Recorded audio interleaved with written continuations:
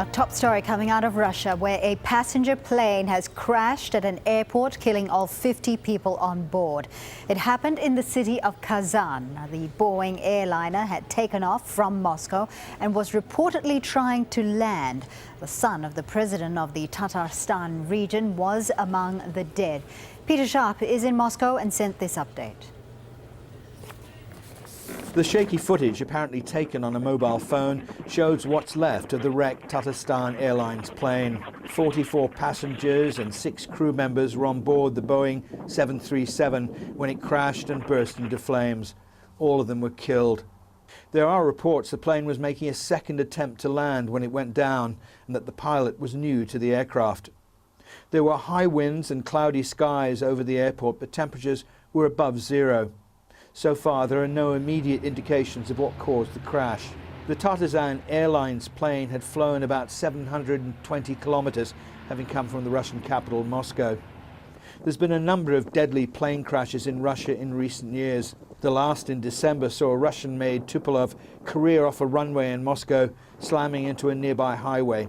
5 people were killed.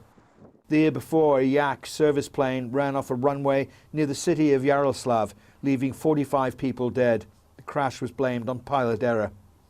Other crashes have been attributed to poor crew training, lax government controls, and crumbling airports and aging aircraft. With the airport now closed, Russian authorities in Kazan will now start searching for clues as to what caused this crash. Peter Sharp, Al Jazeera in Moscow. We're joined live now by Todd Curtis, who is the founder of airsafe.com. Todd, thank you very much for making it on the show. Let's look first at the broader picture here. Now, the International Airline Transport Association says global airline safety has improved, but not in Russia. Why do Russian regional airlines seem to have a poor safety record? Well, it's a variety of factors. One of them being there was quite a bit of turmoil in the aviation industry in the former Soviet Union after the former Soviet Union collapsed.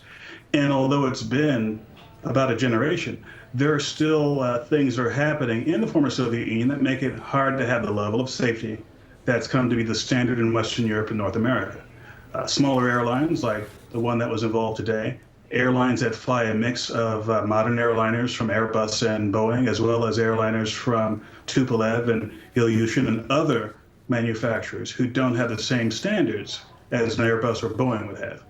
Now, Todd, let's look at this particular case right now. According to local reports, there were high winds and cloudy skies. Now, the plane had tried to land about 3 times. Just explain to us, if you will, the challenges of landing such a plane in such conditions.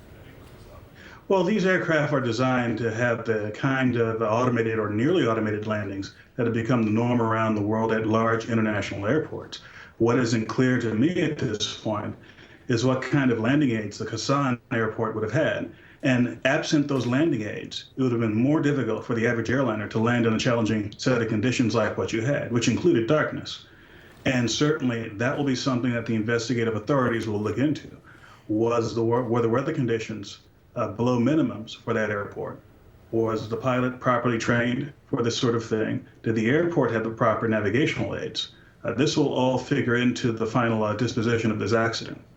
Now, I want to talk about the investigation. Russia has said that it will investigate the crash as soon as it can. Now, this was a Boeing plane. Will Boeing be expected to take part in that investigation? Well, by international agreement, a crash that happens within a country is up to that country's civil aviation authority to investigate. But historically, there have been representatives from the country of manufacture involved in major investigations like this. So I fully expect that one or more representatives from Boeing and possibly even the U.S. National Transportation Safety Board might be involved in assisting the Russian authorities in analyzing the data. Right. Todd, great talking to you. Thank you so much for speaking to us. That's Todd Curtis there, the founder of airsafe.com.